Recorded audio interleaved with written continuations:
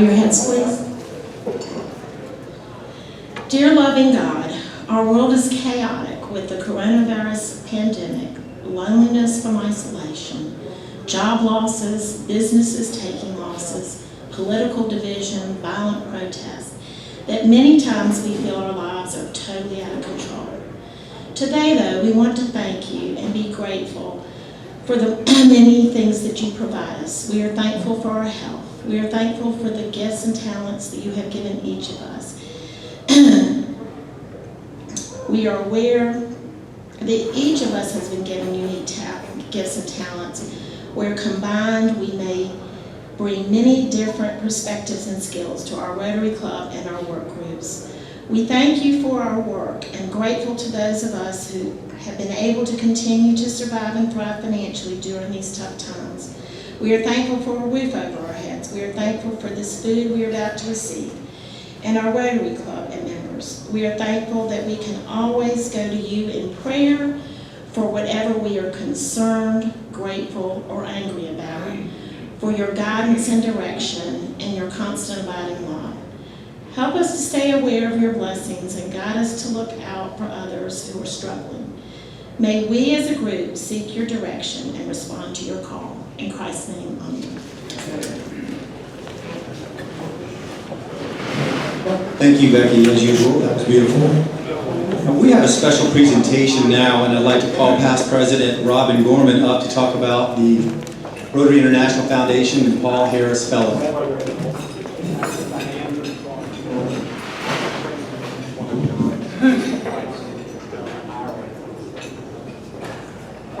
I love all the protocol. After all, I'm in that high-risk area, so I don't go out often. So it's a real privilege and a pleasure to be here with you all today to talk about Paul Harris. I'm going to make this fairly quick because we do have some awards, but a couple of things that I'm going to be bringing to you all this year about the Paul Harris Foundation. And I have, through Paula Matthews, learned even a lot more. One thing I want to say up front, just know that part of your money from the Paul Harris goes for the grants that we receive as a club. Without that money, we cannot do special projects. And those are the projects that impact our community. So keep that in mind. And the other clubs, smaller clubs, beat us to it. And I used to get upset with Ann Matthews because she would kind of give us a hard time about this. But I understand it. And just know that your money is going to help here in the local community through grants. But there's only so much money from district that we can get. Others are ahead of us, so keep that in mind. Secondly, on the Paul Harris, I've always said this, particularly now, we cannot travel internationally. So your money is going to help those people in underserved countries. And I'll have more information on that later. We cannot go to those countries, and I know some of our Rotarians have. I was never able to do that. But your money is going there to help. So keep that in mind. Okay, our awards. Debbie McDonald, if you'll come up. And Buck Schuler, when did I see him? Did I? Yeah, there we go. Okay, these are two special awards for a couple of reasons. They're all special. But first of all, is Buck, let's see, how long ago was it? Maybe 2 years ago, your brother, and I remember this because we were working on it, your brother did a Paul Harris for you. We never awarded it. And so today we're here to award this 2 years later, but the interesting thing is, guess what Buck did? He's already at the next level. So he's getting 3 things today, and President Mason, if you will come over.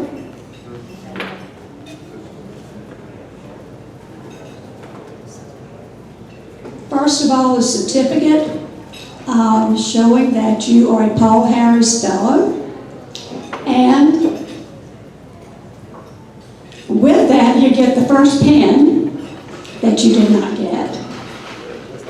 But you're getting it now. And also, at the time, your brother, Debbie, ordered a medallion for you. So you've got a threefold thing going there. Now, in addition to that, you have a Paul Harris +1 that you have worked on this past year. So thank you very much. Isn't that fabulous? A lot of jewelry.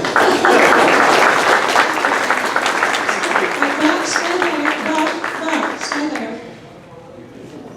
And this is so very special too. This is Debbie McDonald, and who doesn't know Debbie? I mean, she's been with us, what, 30 years, Debbie? And Debbie is, not only is she a Paul Harris, but she is a Paul Harris +7. So give her a round of applause as well. And finally, and y'all please stay, finally what I want to say to you all, I have a list, it's an updated list of where different people are in your Paul Harris. If you will contact me, and I'm into my children's world and my grandchildren, text me, 803-240-0383. I'll get that number out to you all. But yes, text is the best way. Along with this, is anyone here who has achieved a +7 or +8? I know who you are, I just don't know if you're here. But we have several. Okay. And you're one of them. Stand. You're +7? +8? Okay, good. All right. Well, thank you. Congratulations. Okay, would all Paul Harris fellows please stand, give these two a round of applause, and give yourselves an applause.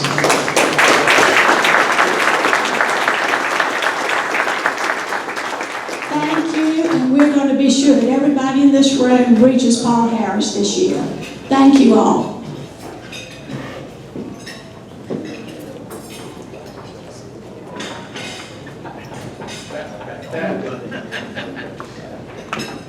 Thank you, Past President Robin Gorman, for that.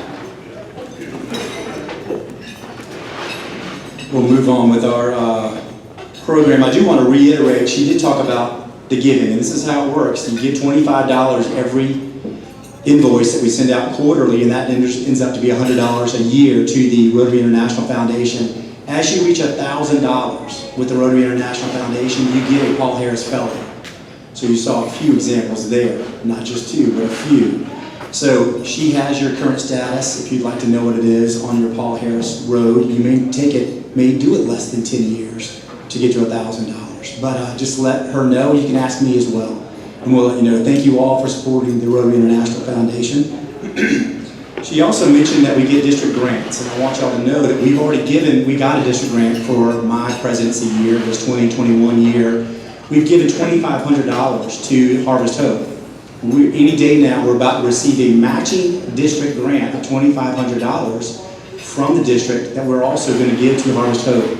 They're in need of all of this food these days with those folks who are not having ends meet at the end of the month. And Harvest Hope is very busy, but thanks to us, thanks to y'all's generosity, we were able to get a matching grant. The way we were able to get a matching grant is very important to be recognized. We must be an E-Ray club, E-R-E-Y. Every Rotarian every year gives $100. We make it easy. We just put it as part of your invoice, $25 a quarter. But as long as we're an E-Ray club, we qualify to get those matching grants. And because we qualified last year, we got the $2,500 extra money to give to Harvest Hope this year. Thank you all for your generosity. Next on the agenda is Hal Stevenson for visiting Rotarians and guests.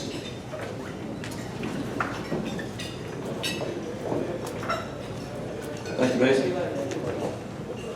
As y'all can see, we're modeling the new masks. I love Rotary. There's absolutely nobody that's going to give me any grief for what I support when I got a Rotary mask on. You got to watch out these days about what else you do. Okay, we have a few visiting Rotarians. It's good to have from Columbia East, Beaver Hardy. Beaver, stand up. Good to have you. Tom Ledbetter. Tom, great to have you here today, brother. He's from the West Metro Club. And we have a special visiting Rotarian, Melanie Matthews. husband of Glenn.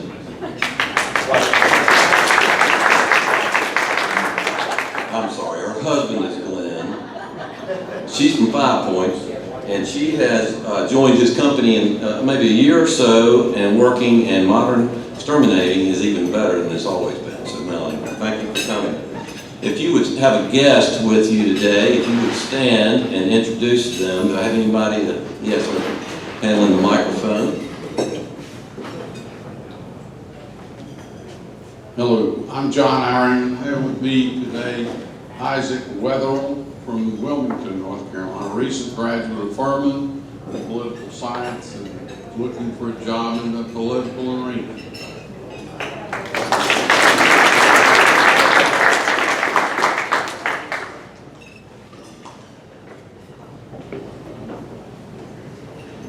Hello, I'm John Bacus. I don't have a guest today, but I have some news which to me is really, really good news. Some of you may have heard about it. But in Georgia, overnight, 39 missing children were rescued from their captors, ranging in age from 3 to 17. And they caught 9 of the perpetrators at the same time. I know some of our members, or some of our members, that's a very emotional issue. It is to me, and I'm really glad to hear that many children can be found at one time.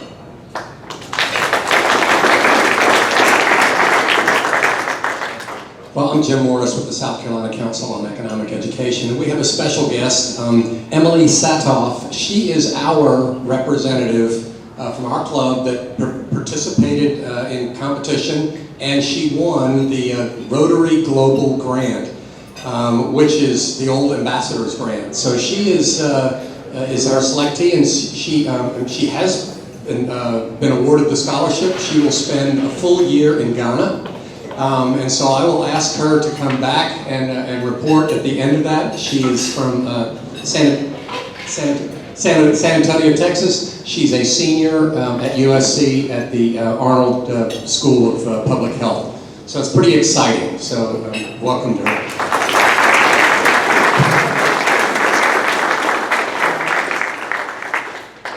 Hey, I'm Pat Cannon, and a lot of you know that I work with international students at USC. And today, we got mixed up last week. He came without me. he wanted to see Rotaries.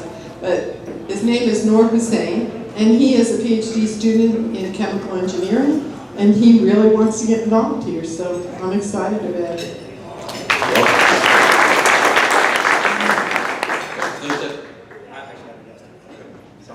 I have with me today Nicole Crook. She's with Palmetto Insurance Group. She is up for membership. Anybody else? Welcome to Rotary. Thank you, Hal. We're excited to have these guests here today and our ambassadorial scholar recipient. That's really exciting, y'all. There were highly qualified individuals that went after the scholarship, and we're proud that a representative from our club has won the scholarship. You make us very proud. She's going to come back in a year and tell us about all of her experience in Ghana. Is that right, Ghana? Okay, thank you so much. As a reminder, everyone needs to wear their mask when you're finished with eating and drinking. Speaking of masks, thanks to Keith Hudson and Jim Hudson Automotive Group, they were the initial purchasers of these beautiful masks that we need y'all to give contributions to the Columbia Rotary Club and have these, all the proceeds from the funding of these masks and to our club are going to help buy the food that was required for our food packing event. The food packing event cost about $25,000 to $3,000 a year to buy all the materials. We're going to do this, pencil it in for December 5th. That's the first Saturday in December. It is an away Carolina game for whatever that might matter. We're at Kentucky. But it'll be here in the morning on December 5th, our food packing event. It's a lot of fun. We can see lots of people wearing these masks and having photos as we do socially distanced during this. Of course, we all do wear gloves no matter what. But I can see us all wearing these masks for the food packing event, for the bell ringing, the Salvation Army bell ringing, which we'll start doing during the holidays, when and if we get to a bocce tournament, we could be wearing these masks. Please wear them out, wear them proudly, let them know the Columbia Rotary Club is where you are a Rotary member. My uncle is here from Columbia East. I can go ahead and tell you that their club is probably leading the state in how many new members they're bringing into their smaller club. So we need to encourage folks to join this club as well. I'm kind of segueing into my next remarks, that we're going to have a Discover Rotary meeting here on Monday, September 14th. We're not meeting next Monday on Labor Day. But we do need you all to bring guests and prospective members to the Discover Rotary meeting, 11:30 on September 14th. We need active participation in new members, new blood in our club. Again, thanks to Keith Hudson and Jim Hudson Automotive Group for the initial purchase of those masks. They are available for out front and for order with Cynthia and Brad. We'd like for you to order many. I bought 5 today. Let's see what else. Please pay your club invoices. Of course, part of the lifeblood is not only membership, it's also dues and all of the others that we have. I think I've covered everything else on the agenda because I went very quickly through that.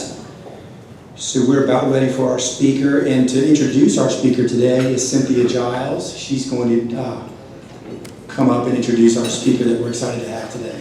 Cynthia.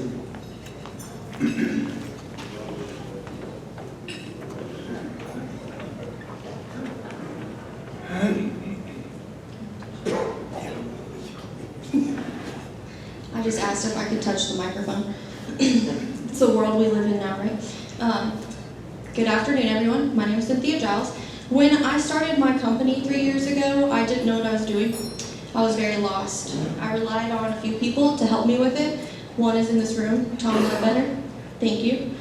Carrie Powers is another person that helped me. But one person I met a year ago that has been just a huge impact in how I manage my staff as we grow has been Jim Fadell. He founded Carolina Training and Assessments after 25 years with Fortune 500 companies. He has patents in his name related to the chemical industry. He has a very impressive background, and he left all of that to go into leadership and team building. I'm not sure why, but I'm glad he did. He is an expert when it comes to leadership skills. He is a provider of the PST Select as well as the DISC assessments, which I found very beneficial for my company in particular. He also sits as an adjunct professor over at USC in the Darla Moore School of Business, which I probably completely messed that up. Still getting used to living here, sorry. But he's a wonderful person to have on your team, and I hope that you guys find him as exciting as I do, as he teaches us to lead teams through adversity today with everything going on in 2020.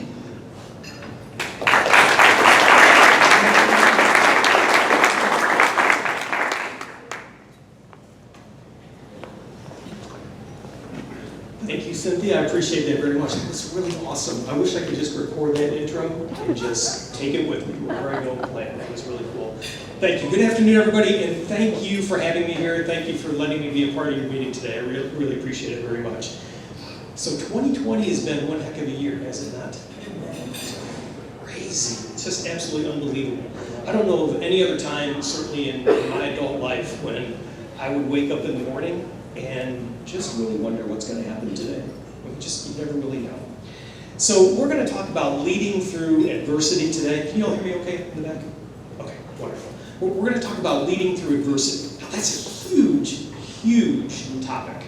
And so in the short time that we have together today, what I want to do is focus in on 2 things. And my hope is that by focusing in on 2 things, you'll have something actionable that you can take away into your own organizations and do something with it.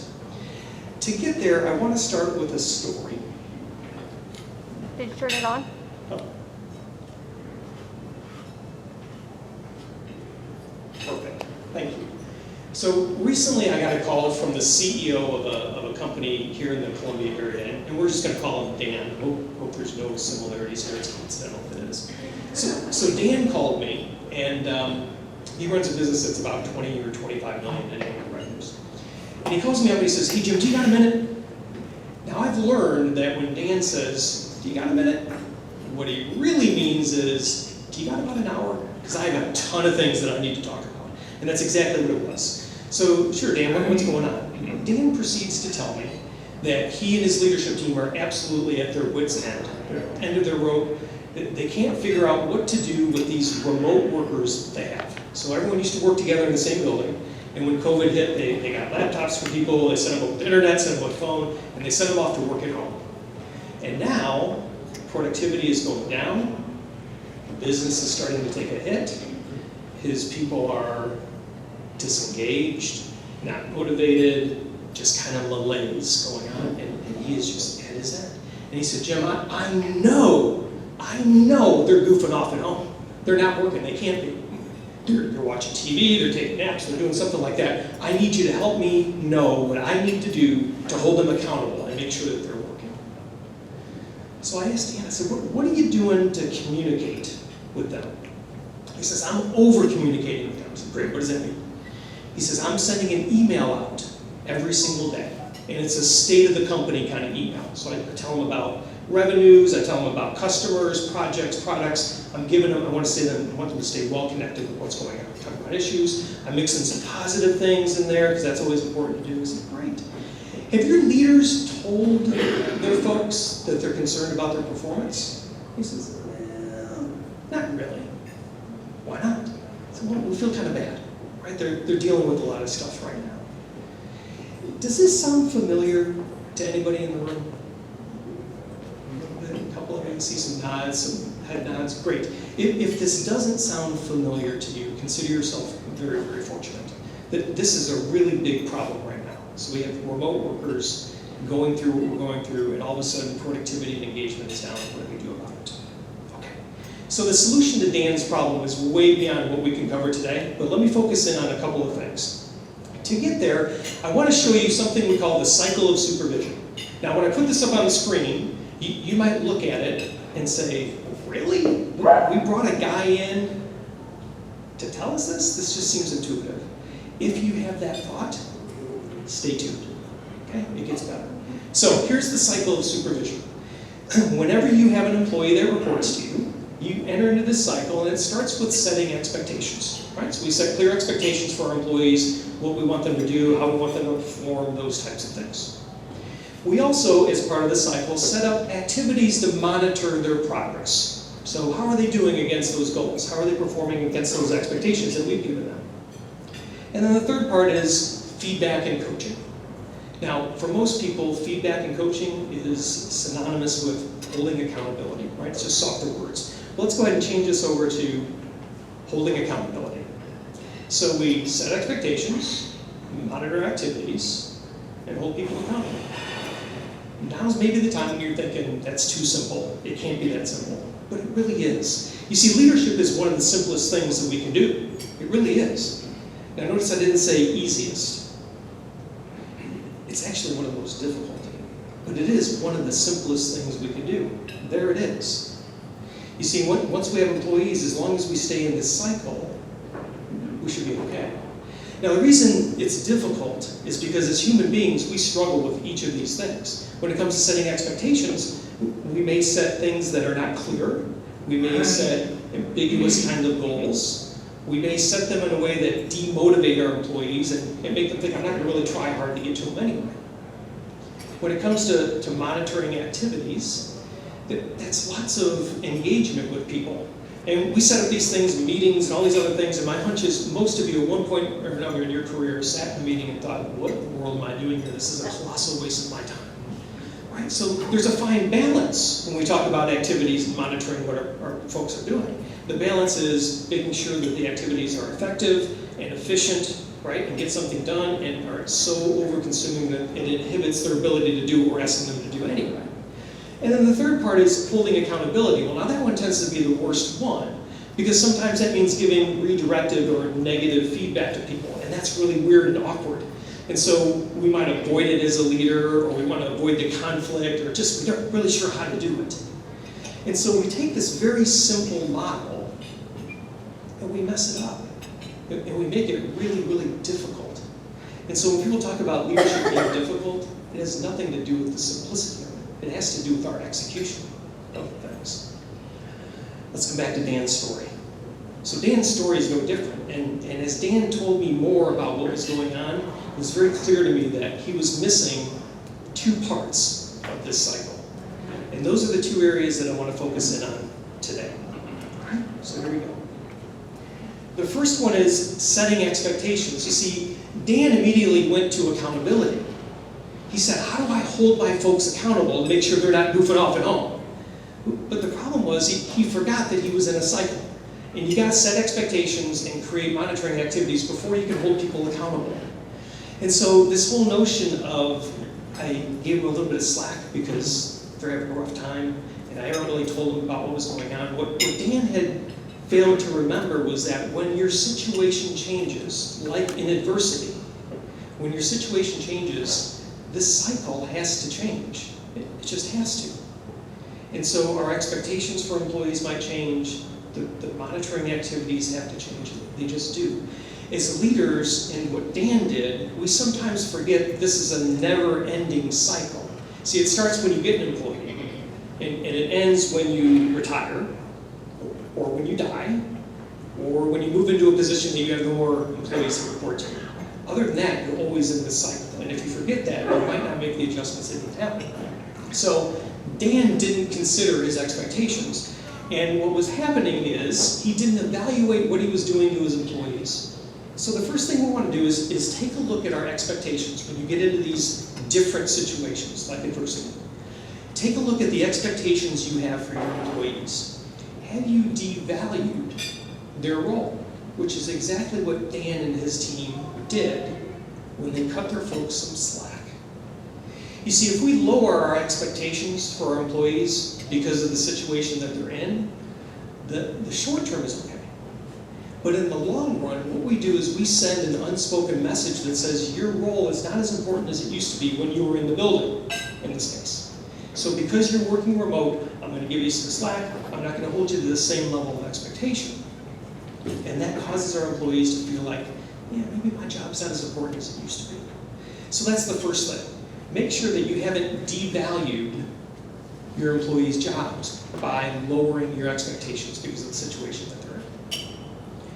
Do you have any undefined expectations that need to be defined and communicated to your employees? So in adversity or any kind of change in situation, expectations likely will change. But if you haven't changed those and communicated them to your employees, you're not doing them any kind of justice, any kind of service. And then the next thing is make sure that as you're establishing these expectations, you're including both deliverables and behaviors. And this is what I mean by that. There are 2 parts to everyone's job: what you do and how you do it. The what's are the deliverables, the metrics, the numbers, the outcomes. The hows are process hows or job instruction hows. They're the conduct, the values, how we behave. We have expectations for both of our employees, and so it's important that we set those things. So the first thing that Dan missed was he didn't go back and reset expectations and reevaluate where he was. So if you're in this situation, first thing I would recommend you do is take a look at your expectations. The second part of it, the monitoring, is a little more complicated. The monitoring involves setting up interactions with people, whether it's meetings or reports or one-on-one conversations. There's lots of things that go into the monitoring. And when we get into that mode, what we're really faced with is what's the communication style, or what's the communication preference and priorities of our employees? And if we don't connect with those things, these communication issues can become a problem. To get there, to evaluate communication, we use a tool, and Cynthia mentioned this when we first started. We use a tool called Everything DISC. Now, if you're familiar with DISC, wonderful, this will be a refresher. If you're not, then very quickly, here's how it lays out. DISC defines 4 primary styles of communication, D-I-S-C. In the words on the outside of the circle are the priorities that people have when it comes to their communication preferences. So for example, D, dominance, drives for results. That's what they look for. They're always pushing to get results. They like to take quick action, and they like to challenge the status quo. The I style approaches work enthusiastically, so very positive, very expressive, very enthusiastic about their work. They also like to take quick action, and they seek out collaboration. Right-hand side. The S style, or steadiness style, seeks stability and approaches work from the perspective of how do I support my coworkers? How do I be a good team member? How do I fit into the picture? They also enjoy collaboration, and they seek stability by planning things out. And then the final one, C, or conscientiousness, focuses on accuracy and approaches work from an accuracy perspective. They also use their logic to challenge the status quo and seek stability by making sure they're very prepared before they move forward. There's no point in doing anything if you don't do it right. So right off the bat, just as an example, if we just look at the top of the circle and compare it to the bottom of the circle, you see that D and I share the priority of action, and C and S share the priority of stability. So D and I's are the people who say, let's just go do something. It doesn't matter if it's right or wrong, let's just go do it. Because we're just sitting here wasting too much time. Let's go do something. And the C's and the S's are saying, whoa, slow your roll. We need to plan this out a little bit. Let's make sure we got this right before we move forward. This very simple difference can create conflict situations, can create differences in communication. That's just the tip of the iceberg here. So when Dan was in the situation of sending out this email, what he was forgetting is that his employees have a different preferred method of communication. So here's what we did. This is Dan's leadership team, the black dots. Now, where do you suppose the rest of his employees are? The other side? Yeah, they're like all the way over there. That difference, this is a little bit striking, by the way. This is unusual to have this kind of dichotomy. But his employees were looking at that email that was coming out every day and thinking that this is not doing it for me. And so Dan was stuck in his D. Incidentally, Dan's the dot that's under the word results.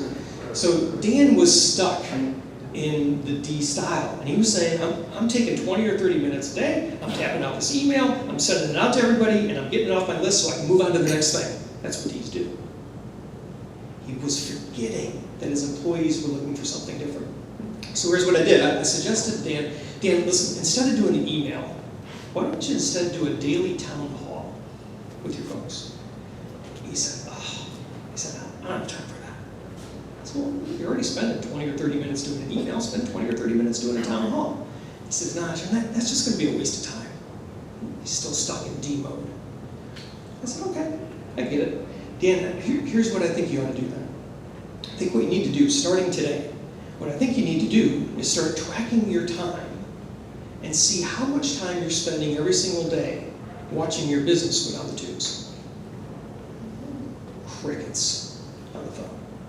And then he had a few choice words for me, but that's okay. But he got the point. He got the point.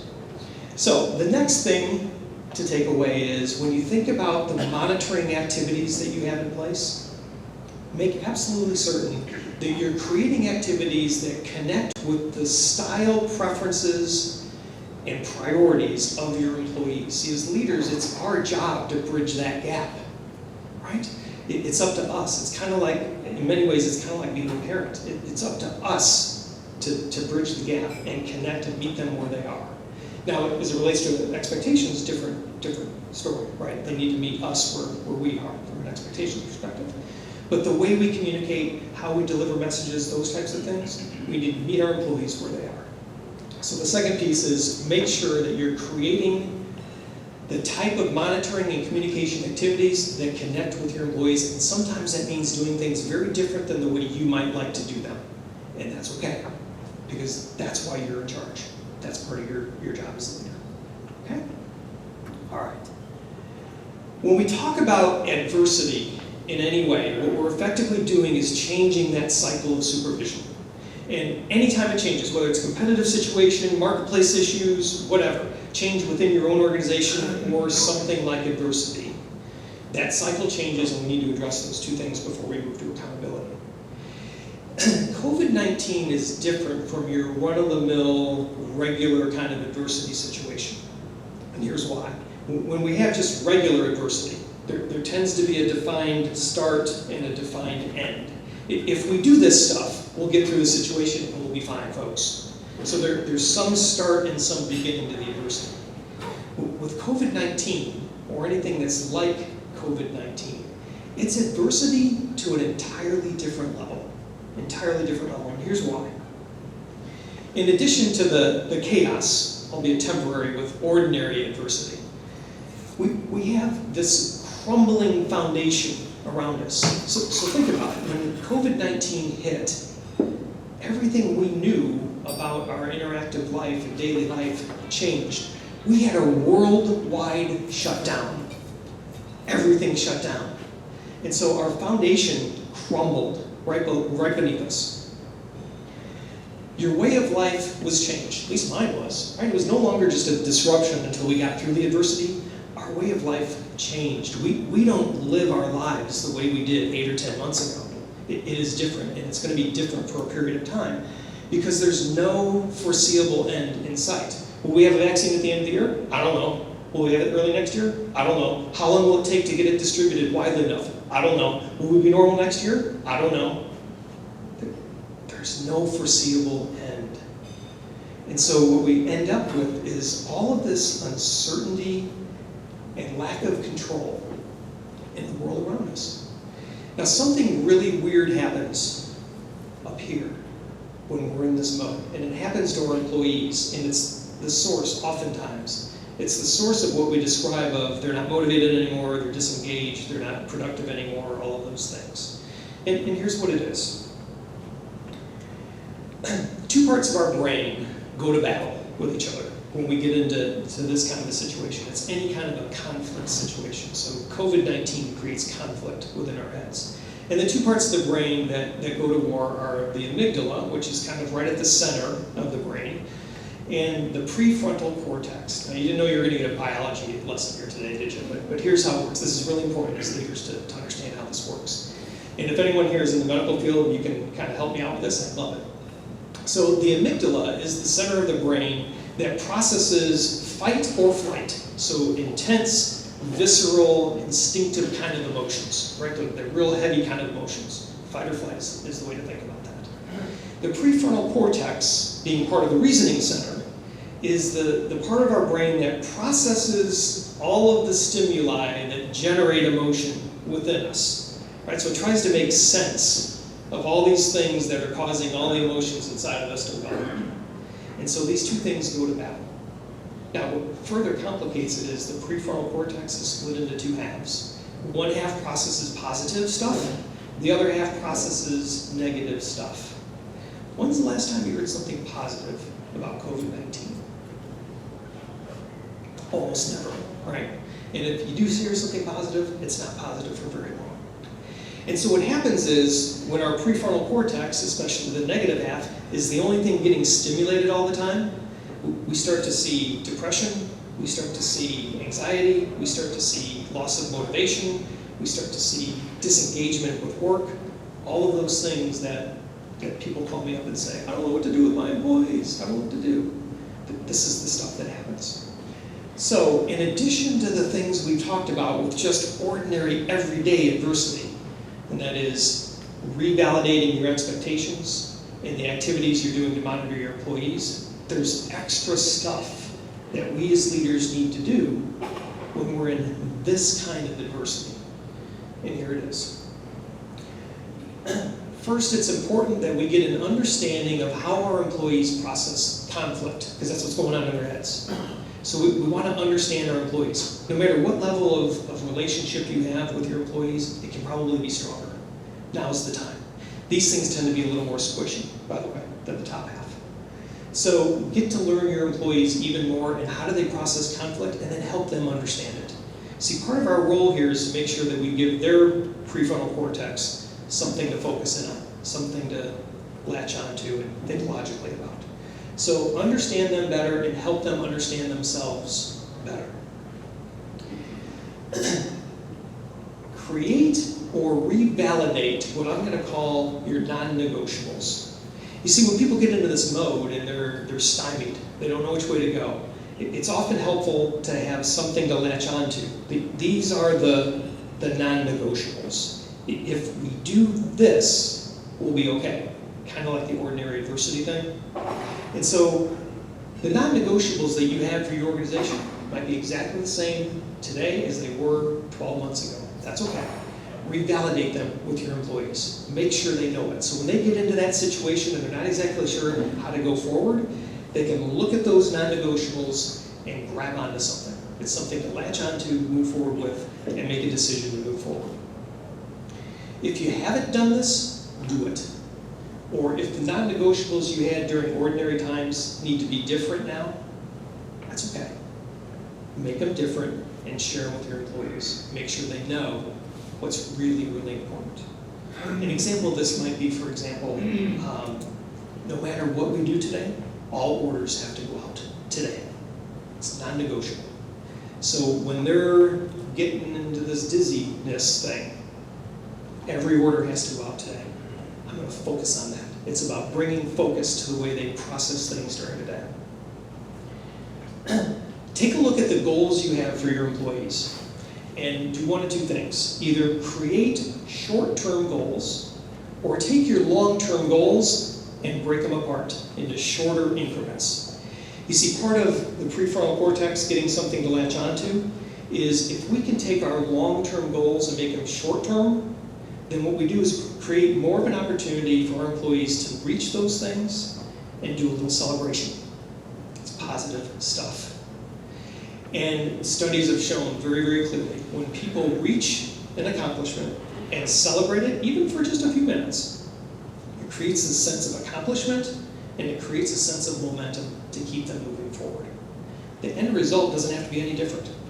The key is how are we delivering the end result. So take a look at your goals and either create new short-term goals for them to work on or take the long-term goals and split them up into shorter increments so they can hit some kind of accomplishment or sense of accomplishment. Okay, so here we go with our remaining 3 minutes. Well, it's timed out perfectly, didn't it? So here's the thing. With adversity and leading through adversity, huge, huge topic. And so what I wanted to do today was bring just a couple of things to you to maybe have you think about it if you're experiencing this in your organizations. The first one is, on this cycle of supervision, don't automatically jump to accountability. If things are different, go back to the top of that cycle and reevaluate your expectations. And if they need to change, that's okay. Change them, communicate them to your employees. That's number one. Number two is look at the way you're communicating and monitoring the activities of your employees. Especially if you used to have everybody in one building and now you have people working from home, it's going to change the way you monitor things with them. It's going to change the way you communicate with them.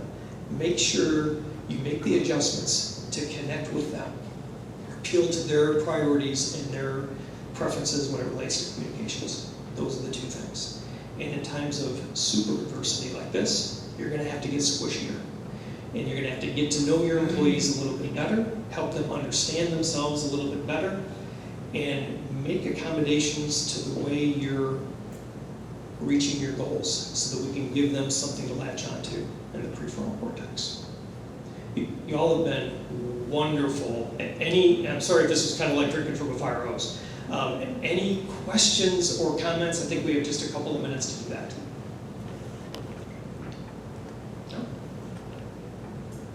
Yes, sir. Tom, hi. Yeah. Not too early to tell, but 6 months ago we had a conference call.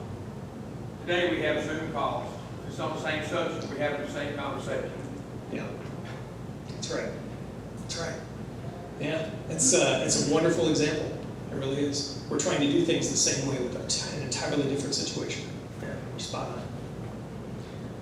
Yes? And I just wanted to say, it's a thought that this is a marvelous way to think about handling friends and family and everybody who's at different places and setting our boundaries so that we can be what they need and still be stay for ourselves the energy we need. I just thought it was so excellent. Thank you. Thank you. That's really nice. I appreciate that. Thank you. And I think you're right that you can't apply this in lots of different situations, right? People are people. We all have exactly the same approach based upon where we are. That's exactly right. Any others? Yes, sir. What's the average size company you work with? That's kind of a tough question, but if I had to pick a number, I would say it's going to be somewhere between 50 and 100 employees, but I have some that I work with that have thousands, and some that have like a dozen or less. So it's a pretty wide range. Any others? Yes? Why did you leave the chemical industry? Oh, man, we do not have enough time for that. Real quick, yeah, so her question was, why did I leave the chemical industry? Well, yes, I'm a chemical engineer. Congratulations, right? Nicely done, yes.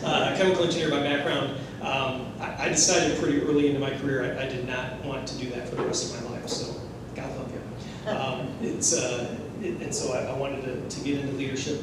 To me, it was always around solving problems at work. And in the engineering field, I could only focus in on systems issues. And I was totally missing the people stuff. And I really wanted to get into that. And plus I was up to 3 pots of coffee by noon every day 10 years ago. So Jim, I'm Christy. I'm a oh my God, Christy, yes. Yeah, good to see you. I'm a fan of Jim Fadell, but and the whole disc piece, and I'll just say, it's so important in the feeling part of leading and recognizing where people are. And I think this is a great time. A lot of our companies have employee assistance programs in place. Don't forget those at all, and because we don't recognize the impact mentally that this is having on our people. And so looking for that and using that, having that, that pulling that arrow out and use it whenever you need to with your employees. Yeah, you're absolutely right. EAP is a wonderful, wonderful benefit. Yes. Yes, sir.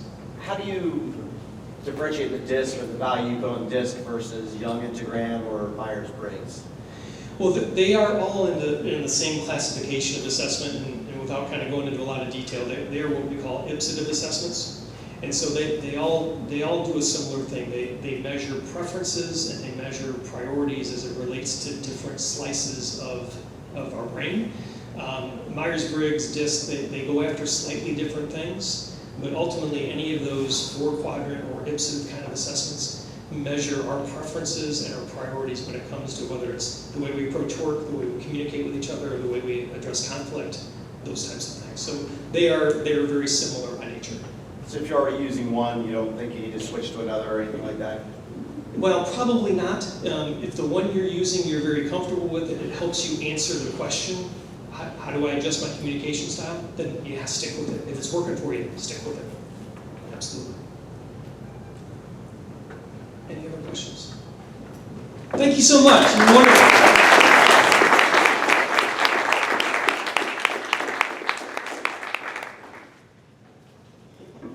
Jim, thank you very much for that informative program. I'm a ENFJ on the Myers-Briggs, high E, but on the DISC, I think I'm a CSDI, so in that order, my priority. Thank you very much. We have a little gift for you for presenting today. I'll wipe it down just so we're all nice. Thank you. Thank you so much. Rusty DePass. I totally forgot health and happiness. Do you want to come give us, you got a couple of minutes. I completely ran over it when we got out of whack with the whole foundation giving and the Paul Harris Fellow. Do you have a couple of things you'd like to tell us? First things first. Yeah. First, sorry, I apologize. Then I started looking for you and you were going to get lunch. Rusty DePass, past president with Health and Happiness. Please believe me when I say you make me feel right at home. I haven't forgotten.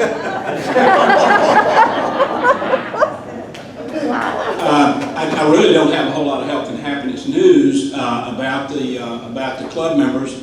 I do know that Bruce Dyer's daughter was married last weekend, so everybody please say your condolences to Bruce, and he's broke, and so don't go after him for his bill, okay? The CART committee, of course, has a message for everybody each week, and don't forget those buckets on your tables. Dementia is an umbrella term that describes a variety of types. Alzheimer's is the most common, that's 40 to 70% of all dementias.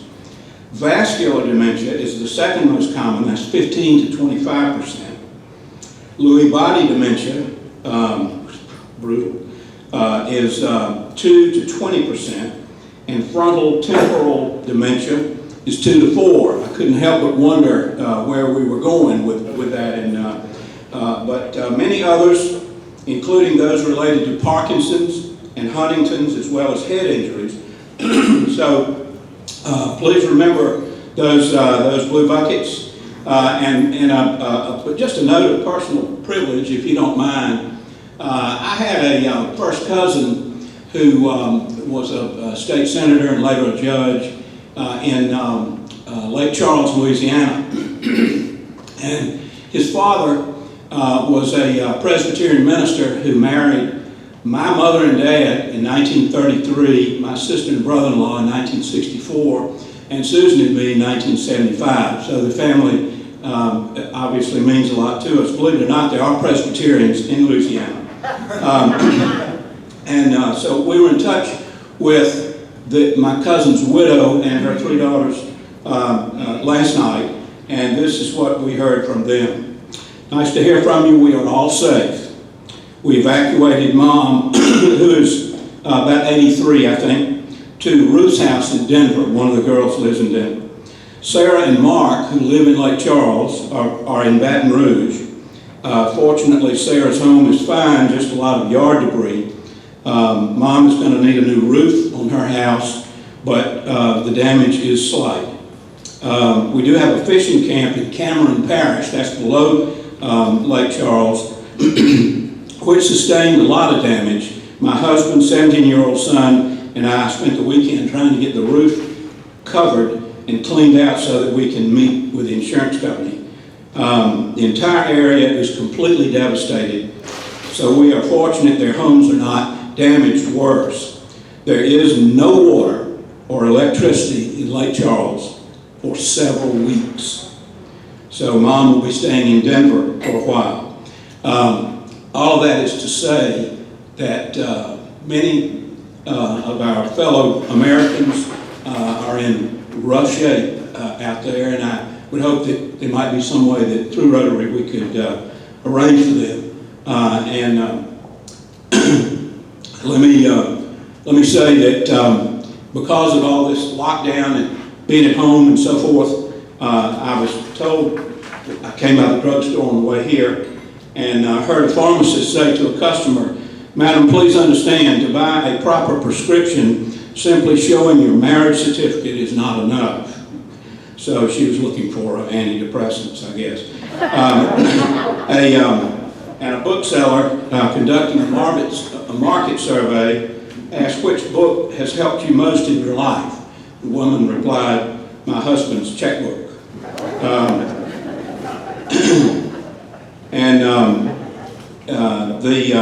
In a recent linguistic competition held in London and attended by supposedly the best in the world, Samdar Balgobin, a Guyanese man, was the clear winner in the contest to come up with the difference between finished and complete. No English dictionary has been able to adequately explain the difference. The final question was this: how do you explain the difference between complete and finished in a way that is easy to understand? Some people say there is no difference between complete and finished. Here is his very astute answer. When you marry the right woman, you are complete. When you marry the wrong woman, you are finished. And when the right one catches you with the wrong one, you are completely finished. He won a trip around the world and a case of 25-year-old scotch.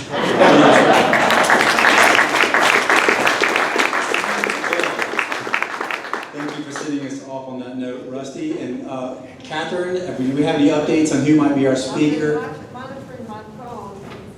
I've been monitoring my phone here. We've got several requests out for the 14th, all of whom you'll adore, I'm sure. One being the governor, one being Leon Light, one being Skip Holbrook, one being, well, we've got Ted also. Yeah. But anyway, just come bring a guest. It's guaranteed to be fun. Okay. Thank you. We will end in song with Rusty.